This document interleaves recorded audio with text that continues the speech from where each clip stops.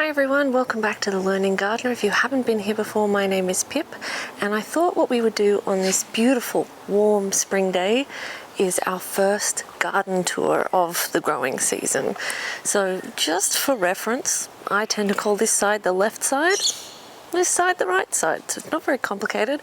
We're going to go from left at the front and go back, and then go from the right side all the way down to the back. As you can see, things are still warming up. We haven't really got any major growth on the arbors yet. The roses are starting to wake up. The fairy lights have been enjoyable on this first arbor, and I haven't got round to doing the second arbor yet, but hopefully some point soon we will get that done, because it looks really beautiful at night, especially as the days are getting a little bit longer and a little bit warmer. The lights are lasting a little bit better, and we're able to spend a little bit more time outside in the evening. Hopefully mosquitoes will stay away for a little bit longer, but at the moment it's quite lovely. This front area of the garden is a bit of a mixed bag.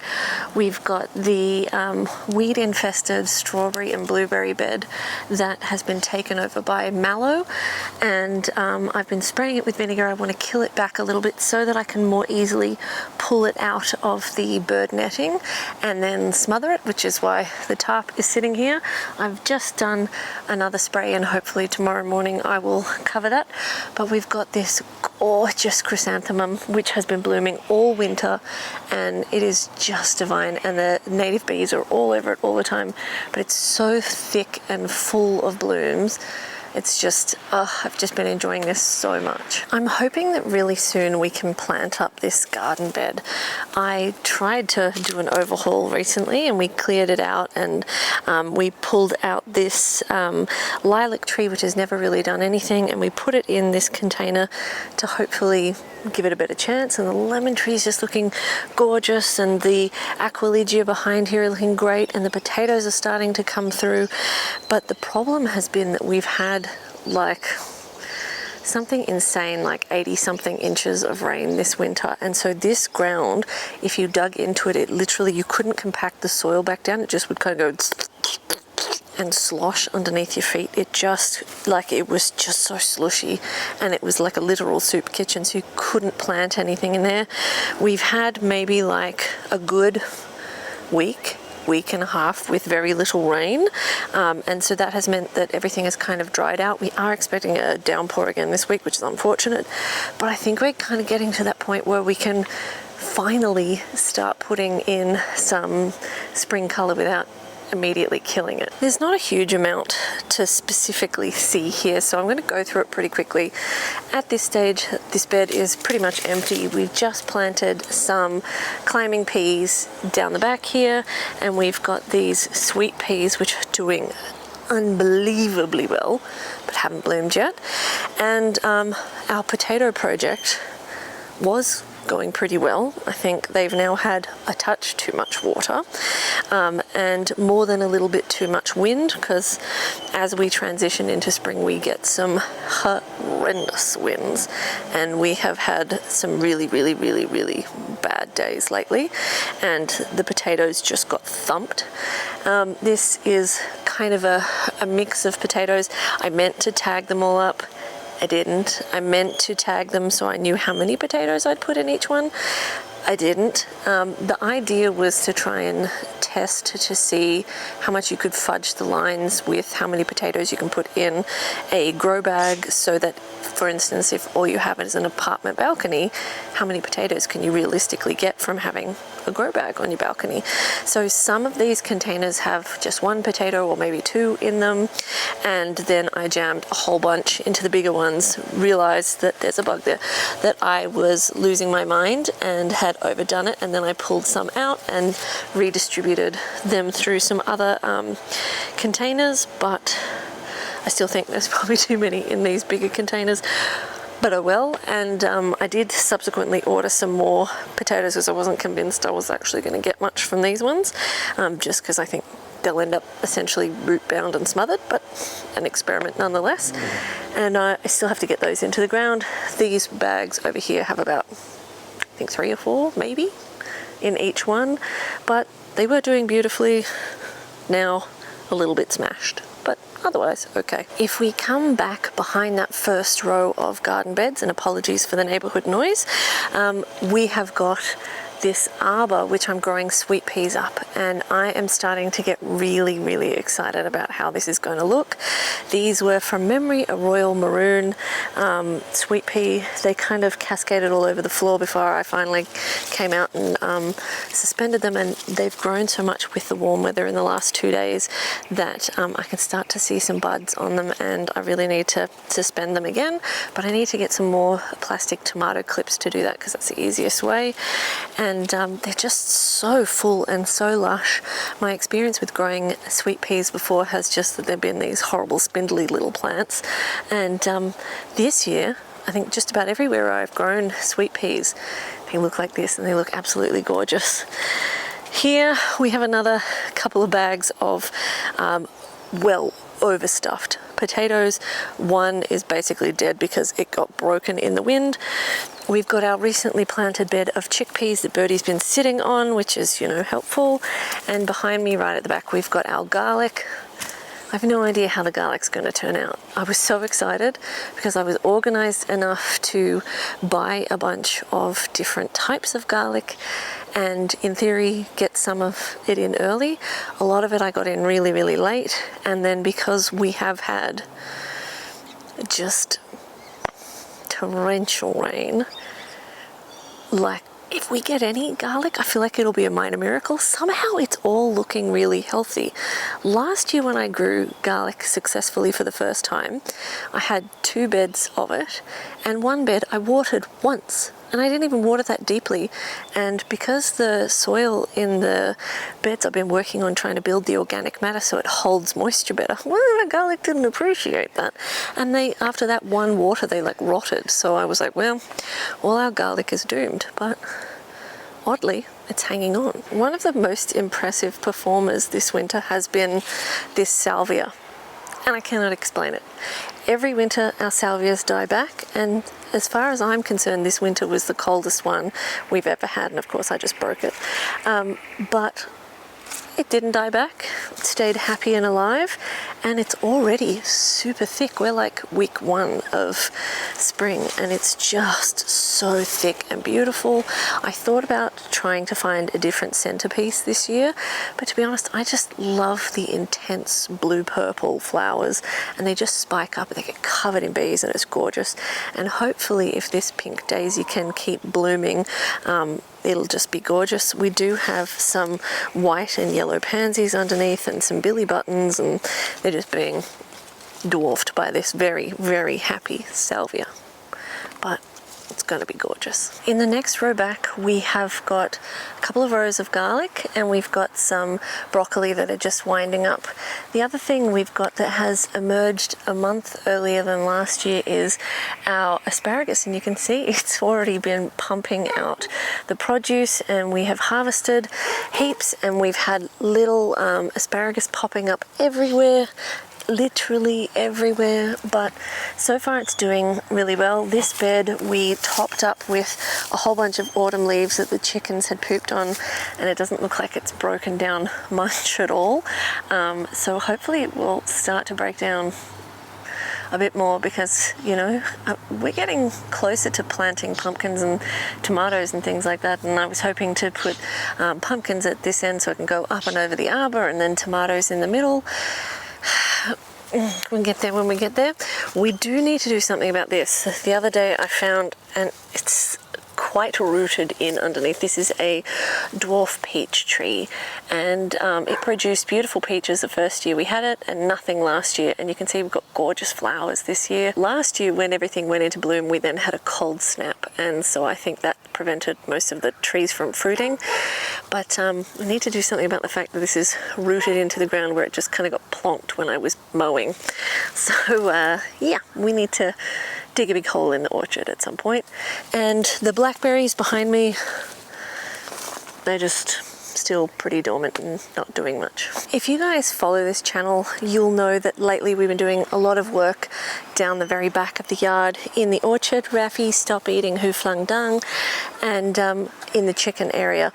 And part of that is because I want to obviously get this area ready for planting in spring, but also because I wanted to plant a lot more bulbs this year. So we have some gorgeous bluebells that are just about to bloom, and some of them have actually naturalized since last season, which is really great to see, because I would love for this area to just become a sea of bluebells at some point.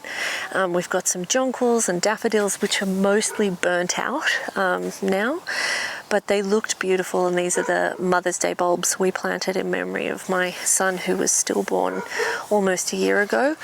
And we also have beautiful foxgloves that are from last season, that did bloom last season, that still look like they're going to bloom again this year, and they've also spread seed throughout here, and they're starting to pop up.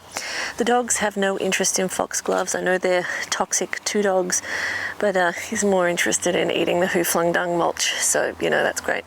But the Roald Dahl David Austin roses and the hybrid tea roses are looking great. They're coming back. This, I think this is another dwarf peach tree. No, it says nectarine, but I'm pretty sure it's a peach. It has some curling leaf issues. I always intend to spray it, but then I really don't want to spray anything. So then, saying I intend to spray it's a lie. But it bloomed and it was gorgeous. So hopefully we will get some actual fruit this year. This is a Henry peach, and this is one that for some reason Birdie, our other dog who you might be able to hear barking occasionally inside, really likes to chew on. She is not destructive in the garden. She does sit in the garden beds if they're not heavily planted up, but this is the one tree she likes the taste of and always has. So she prunes this tree, but it's looking great, as is the cherry tree, which had lived in its nursery pot here for 12 months somehow, and it was a teeny weeny stick last year when we planted it in winter, and it grew like well out of the screen of what you can actually see, and I had to prune it back because I don't want it to get that big, so I was super happy to get out and into the ground. We've got some snowbells here, or what are they called? I forget, my brain's not working. And we really need to move this eucalyptus because it also wants to root into the ground. But at least this area is looking a lot better. There's a lot of new grasses that have come up in spring that we need to get rid of. But all in all, pretty good here. As I mentioned, we've spent a lot of time down here in the chicken area lately. So we remulched through here. Now the idea here is to build up enough interest for the chickens to stay down this end of the backyard. Number one, I don't want them up near the house, because if the dogs somehow find a way to get out when the chickens are out, which usually the dogs are locked away when the chickens are out because I don't want to tempt fate again, we basically would end up in a pretty diabolical situation pretty quickly. Number two, when Big Betty first arrived, she got out and around the garden beds, and we spent hours chasing her around the garden bed trying to get her. They're just too fast. So if we can keep them on this side, we can keep everybody safe and under control. The other thing is there are some hydrangeas dotted around down the back here, which aren't great for chickens. So I want to build up enough interest for them to stay down here. So I've got to move some archways. I want to bring them down here, have cucumbers and stuff like that growing up them. We spent a little bit of time creating these pots over here, planting marigolds in the cinder blocks that are designed to stop the dogs from digging out. But the main thing I've been working on down here is the drainage. And during the heavy rains between the dogs and myself, we basically tore up the yard. But what happens is the water really comes flooding down this center pathway and was heading right into the chicken run. Now, generally speaking, the chicken run is slightly on higher ground, but it wasn't high enough for the amount of water we were getting. So initially I dug like an emergency U-shaped trench around the chicken run to try and divert the water away from the chicken run. It only worked to a point because the rain was so heavy that it basically broke down the clumps of dirt that I'd left beside the trench because I dug it in the rain, and it just kind of washed it all back into the trench, which, you know, was thrilling for me.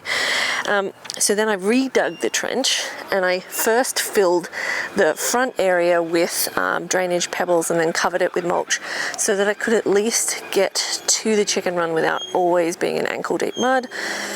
That poor thing was overwhelmed so fast it was unreal, and the front of the chicken coop was underwater because of the amount of water that we were getting, and it couldn't soak into the ground. It was so bad.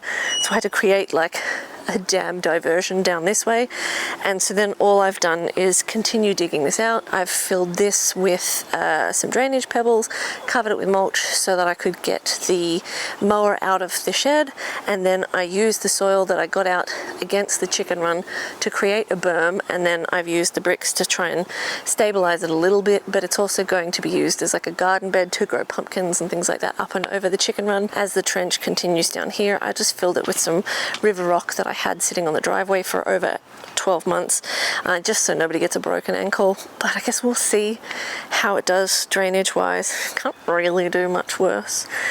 But, you know, at least the area is starting to look a bit more respectable. Yes, it still looks muddy, and that will go once the grass starts to kick off in spring, which hopefully is not too soon because the mower's broken. So this afternoon I had to whippersnipper the entire yard.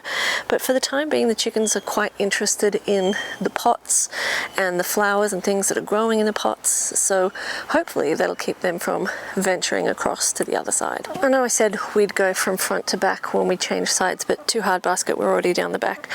So this is the other half of the garden, the right hand side of the garden. This side definitely is more of a muddy mess, and you can see I've got a shallow trench here. I can't dig a deep trench here because of the tree roots, just to guide water away from the chicken coop, and we've got old logs and firewood and stuff down here, which is not cute. But again, we've got more pots scattered around, and I want to have sunflowers growing up to create like a shade canopy and nasturtiums everywhere. I figure this area is just kind of sits here and does nothing much other than look after the firewood in summer and just turn into a weedy mess. So now that the chickens are here, they can at least enjoy it, which brings me to this, which you probably can't see because it's got no foliage on it yet. This is the red maple that I bought when I first moved in, and I've ummed and ahed about where to put it, and it's basically just stayed in a small pot for 2 years, the poor thing. But I had to finally plant it the other day because we lost Black Betty. So I mentioned in a recent video that Black Betty had been fine in the morning, and then when I came down to see her in the afternoon, she all of a sudden had a huge crop, and a crop is like a kind of like a pre-stomach where the food of the chicken goes to then travel down to the stomach, and it seriously looked like she had one huge boob hanging off her chest, which is a pendulous crop, which tends to be not a fixable thing. They can wear a bra on an ongoing basis, so I spent Sunday making 3 different types of chicken bras for her, and it did absolutely get better with the bra on, but it was still really big. It was still like at least the size of a cricket ball, and I kept moving, and it was a bit of a struggle. She was happy, but Black Betty, all she ever does is eat, which is kind of how she ended up in this situation. And so I took her to the vet 2 days ago, and the vet basically said, this is a really bad pendulous crop. It's not the worst I've ever seen, but it's really bad. She said they can happen really suddenly, particularly with silkies, which Black Betty was a silkie. And she said, you've essentially got 2 options, because I'd taken the bra off the day before so that the vet could see how bad it was. In that 24 hours, what was in her crop had started to sour, so she'd started to get like a fungal infection. She said you could do surgery. The surgery itself will cost $850, and then you've got all the aftercare. She would need to be kept inside, which is not possible. The dogs would kill her, and that's just the way it is. They would find a way to get in, or she would just be very stressed with them at the door the whole time, in order to keep the wound clean. Because if I keep her down here, I tried to put her in gel, she blew the place up. I had to take her out so she didn't hurt herself. her wound would get dirty and it would just be a nightmare. But it basically would have been well over $1,000 plus 4 to 6 weeks of very close monitoring, which I just can't afford. So unfortunately, Black Betty, we lost her.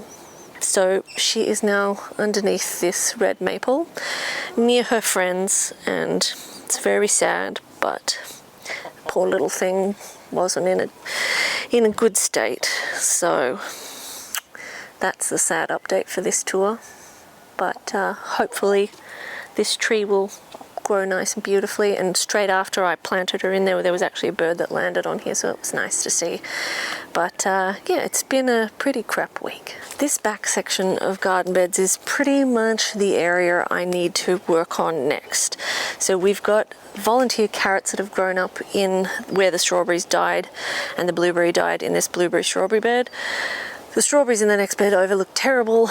The little 3 back garden beds, terrible. But this one, doing quite well. So hopefully you guys can see, but we have little corn emerging. So my goal for this year is to try and get 3 batches of corn out of this bed. I managed to get 2 last year, and I reckon I could have squeezed in a 3rd if I was more organized. So my plan for this year was to be more organized. So these are all seeds that I saved from last year's corn, and I just kind of didn't know how well they were going to do, so I just chucked a whole lot in, and I would say like 75% have come up. There's like a section in the far end of the bed where it hasn't really come up, but I'm hopeful that they might come up after a bit more rain this week and maybe when things heat up. But these all emerged on the last 2 days of winter, so I feel like that's a triumph, and the fact that I got them to germinate and emerge in winter is sort of like time maximization to try and get these 3 crops of corn. So I'm really hopeful. At the moment, this is one of my favorite patches in the garden. We've got the silver beets doing really, really well. This is all chicken food. The false Queen Anne's lace just keeps on growing. I don't know if it's ever going to put on flowers.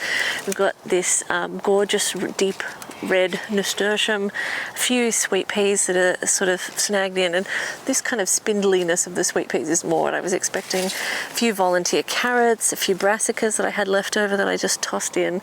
But if I move aside, you'll see as we look down here, we've got the gorgeous pink daisies that have gone like wild, and the why can I never remember the name of these? Artichoke. I love artichoke plants and I love the flowers, and bees go wild for them in spring.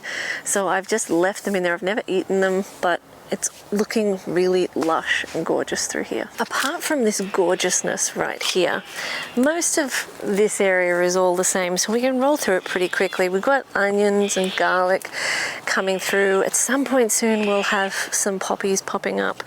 We've got freshly planted leftover brassicas and a climbing pea of some variety that I can't remember. And then we've just got like beets and seeds that have just been sown in this bed that aren't really doing anything yet, and the best looking garlic bed I've ever seen in my entire life. But I mean, generally speaking, there's not a lot to see here apart from this beast of a plant that desperately needs a haircut, but I just can't do it because the blooms are just this gorgeous intense pink color, and then they fade to a lighter pink, and it's got a big hole in it in the middle because over winter the plant got so huge that it draped down, but it's loaded with more buds, so I'm really hesitant to cut it back because it's so gorgeous. In this front row of beds, really the only thing that's different is we've got some gorgeous borage, or I always want to call it porridge flowers that have overwintered beautifully, and we've got some broccoli with the last kind of scraggly shoots, some of which have bolted and some of which I need to harvest and use as broccolini.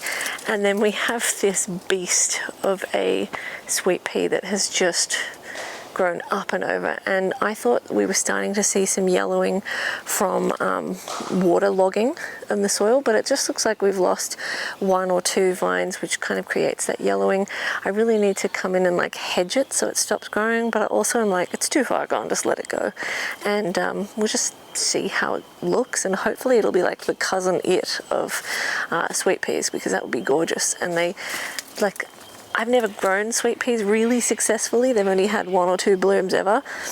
But just the scent on these things is so good. This final bed back right at the front of the garden is all cauliflowers underplanted with onions. And we have my first ever green cauliflower that's a bit beyond ready. I've never actually managed to get these to work out before. I've had limited luck with cauliflowers, and I did plant these really, really late, and they got attacked by cabbage moth initially, but they look absolutely divine at the moment. So what I am hoping is, the other day I was watching some Jamie Oliver recipes, and I love Jamie Oliver. And what he did with some cauliflower was he actually battered it and sort of deep fried it, essentially turned it into tempura. I love tempura, but I'm doing the leaky gut diet. I'm trying to be good, and I tried to reintroduce cashews, and it basically killed me. I had like essentially food poisoning for a week, and I haven't been right since then. So I'm a little bit wary, but I'm also a little bit excited about dinner tonight, which is going to be tempura cauliflower. So wish me luck. Hopefully I survive this test taste. My summertime favorite garden bed is looking little bit battle weary after all the rain. It killed my favorite buddleia. I've got a new one to replace it. I just haven't done it because I've been waiting for the soil to dry out a little bit. I thought, no point, if you're just going to put it in, it dies immediately again. We've got some second year feverfew, some flannel flower, which are my favorite Australian native. Got some new lavender and lobelia and echinops all through here, so hopefully it's going to grow up and put on a huge show. And what I'm really excited about is this echium. I think it's Pride of Madeira. It is finally, it liked the rain, go figure. It finally put on a ton of growth, and it's got the beginnings of bloom spires. Whoops. So I am really happy about that. But we got to do something about these apple trees. They are not happy in those containers. Can't win them all. We can't do a garden tour without doing a dishonorable mention to our potted garden area. It just looks so bad. All the roses are pretty much coming out of dormancy, but a lot of them I haven't pruned back. But it's basically just a whole bunch of dead lavender, a bunch of weeds, and it's looking pretty disgraceful. The last area I'll show you on the garden tour, and we'll just do it quickly because it really hasn't changed much since last time you saw it, is this tricky side alley. So the sweet peas are still growing up and going gangbusters. No signs of blooms yet, but I'm really hopeful that this is a great way to, in early spring when the Nema climbing roses are still dormant, cover the hideous colour bond and make it go away. Especially this one, which is odd because this gets the least amount of sun, has done so beautifully, looks so healthy, and is just growing up amazingly. The one that gets more sun didn't do as well. Go figure. It's still a trash heap down in the courtyard because I've been too sick to try and deal with it. But our succulent treasure chest is doing beautifully, and the side garden is kind of plodding along. The bluebells have emerged. The stock cat's apricot are still blooming, but also putting on seed, which I'm really excited to spread through there because they smell divine. And the lavender is kind of plodding along, and the status has once again come back. That status is like never say die. So hopefully I don't actually have to do too much to this area because it's just one less thing I have to do. But yeah, I'm really happy with how this is coming along. It'll be interesting to see how much growth we get from the Nema climbing rose this season, and whether we can get it up to get a little bit more privacy. Because obviously this area is way too narrow to actually have any sort of privacy trees or anything like that. So hopefully this is the next best option. Potentially something I'm looking at doing is putting a gate here, one of the reasons, it's not the main reason, but one of the reasons I'm looking at doing that is to stop Birdie from going down the side and having a fight under the fence all the time with her best friend next door. It's just so noisy. But you know, one of the bonuses of being early spring is that we get to enjoy these absolutely gorgeous heuchera. And yeah, overall the garden's looking pretty lush. I really honestly thought there'd be so much more yellowing given the sheer menace of the rain this winter. But somehow everything's looking pretty encouraging. So I'm hopeful that with the ground so moistened, that if the weather stays nice and warm, although it's supposed to drop back down a little bit next week, we will see a massive amount of growth really, really soon. It's already looking a lot fuller and more flush than last year, but I'd like to start getting things like the pumpkins in the ground and things like that. I am worried that if I don't get them going fast enough, especially over the chicken run, that they're going to be too hot come the hot weather in summer.